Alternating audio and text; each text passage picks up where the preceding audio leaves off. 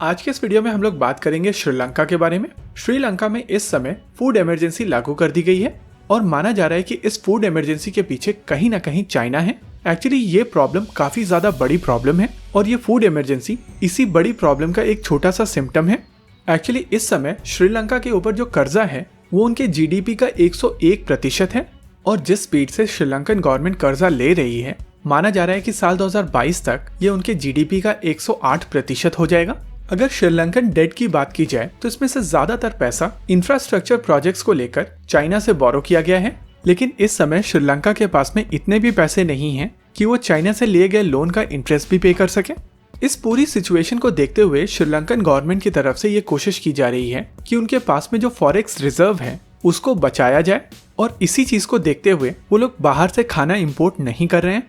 श्रीलंका में इस समय इतना खाने का सामान प्रोड्यूस नहीं किया जाता कि वो अपनी सारी जरूरतों को पूर्ण कर सकें और इसी वजह से श्रीलंका में बहुत सारा खाने का सामान बाहर से इंपोर्ट किया जाता है।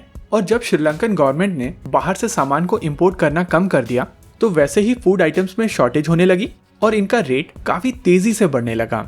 आमतौर पर जब डिमांड बढ़ती है और सप्लाई कम होती है तो नेचुरली चीजों की कीमत बढ़ने लगती है और इन सिचुएशंस में बहुत सारे ट्रेडर्स चीजों को स्टॉक करना शुरू कर देते हैं और ऐसी सिचुएशन में एक आर्टिफिशियल इन्फ्लेशन आ जाता है, यानी कि ये ट्रेडर्स जो चीज ऑलरेडी शॉर्ट है मार्केट में उसको स्टॉक कर लेते हैं जिससे सप्लाई और स्लो हो जाती है, जिसके वजह से ओवरऑल कॉस्ट और भी तेजी से बढ़ने लगती है। इससे उनको बहुत फायदा होता है, लेकिन आम जनता जिनको ये चीजें चाहिए वो भी जरूरत से ज्यादा चीजों को खरीदने लगते हैं और ये डोमिनो इफेक्ट इन्फ्लेशन को और ज्यादा बढ़ाने लगता है और कुछ इसी तरीके की सिचुएशन क्रिएट हुई है श्रीलंका में। हालांकि अब गवर्नमेंट ऑफ श्रीलंका ने वहां पर फूड इमरजेंसी लगा दी है और अब वहां पर जो फूड बेचा जाएगा वो गवर्नमेंट ऑफ श्रीलंका के रेट्स के हिसाब से बेचा जाएगा और वो भी केवल ऑथराइज स्पेसेस पर। इस चीज को इम्प्लीमेंट करने के लिए गवर्नमेंट ऑफ श्रीलंका की तरफ से श्रीलंकन आर्मी की मदद ली जा रही है और चांसेस है कि ये फूड इमरजेंसी आने वाले कुछ समय में नॉर्मल हो जाएगी। लेकिन ये सिचुएशन आने वाली एक बड़ी सिचुएशन का इंडिकेशन है। जैसा कि हम लोग वीडियो में पहले आपको बता चुके हैं कि श्रीलंका का अभी का डेट उनके जीडीपी का 101% है और आने वाले समय में ये बढ़कर उनके जीडीपी का 108% हो जाएगा। लेकिन बावजूद उसके श्रीलंकन गवर्नमेंट की तरफ से कोलंबो पोर्ट सिटी को लेकर चाइना से एक और $1.5 बिलियन का लोन लिया जाएगा। इनफैक्ट इस चीज को फास्ट ट्रैक करने के लिए श्रीलंकन गवर्नमेंट ने अपने लॉज में भी अमेंडमेंट किए हैं, यानी कि आने वाले समय में उनका डेट और भी ज्यादा बढ़ने वाला है। श्रीलंकन जीडीपी में जो सबसे ज्यादा कंट्रीब्यूशन आता है वो टूरिज्म इंडस्ट्री की तरफ से आता है और कोविड-19 के चलते श्रीलंका की टूरिज्म इंडस्ट्री बहुत ज्यादा इफेक्ट हुई है।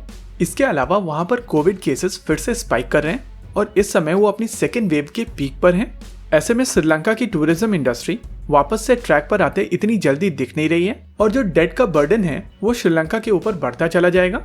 आमतौर पर ये जो छोटे इकोनॉमीज होते हैं ये दो इकोनॉमिकल पावर्स को एक दूसरे के सामने खड़ा कर देते हैं और उन दोनों के बीच का कंपटीशन ये अपने फेवर में यूज करते हैं और श्रीलंका की तरफ से कुछ इसी तरीके की कोशिश पास में की गई है। लेकिन इंडिया अपने इन्वेस्टमेंट को लेकर हमेशा काफी ज्यादा प्रैग्मेटिक रहता है, लेकिन चाइना का इंटरेस्ट श्रीलंका में डिफरेंट है। चाइना के पास में ऑलरेडी हम्बनतोटा पोर्ट का ऑपरेशन 99 ईयर्स के लिए है और ऐसी स्थिति में अगर चाइना श्रीलंका के डेट को और ज्यादा बढ़ाता है तो उनका इन्फ्लुएंस श्रीलंका में और ज्यादा बढ़ता चला जाएगा और बाद में इस इलाके को चाइना अपने इकोनॉमिक लेवर्स यूज करके मिलिट्री बेस में कन्वर्ट कर सकेगा और इसी वजह से चाइना चाहता है कि श्रीलंका और ज्यादा डेट में चला जाए।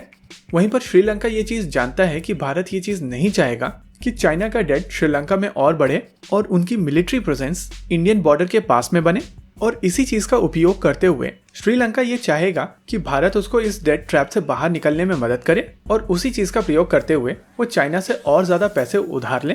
हालांकि गवर्नमेंट ऑफ इंडिया इस चीज में और ज्यादा इंटरेस्टेड नहीं है और उनकी तरफ से जो पहले कोशिश की जा रही थी जैसे कि हम्बनतोटा एयरपोर्ट को लेकर जो बातचीत चल रही थी इन सभी चीजों को होल्ड पर डाल दिया गया है।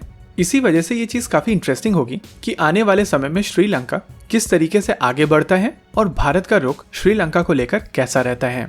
इसी के साथ आज के इस वीडियो में रखते हैं केवल इतना ही। वीडियो को अंत तक देखने के लिए धन्यवाद। देखते रहिए कॉन्फ्लिक्ट एक्स। जय हिंद।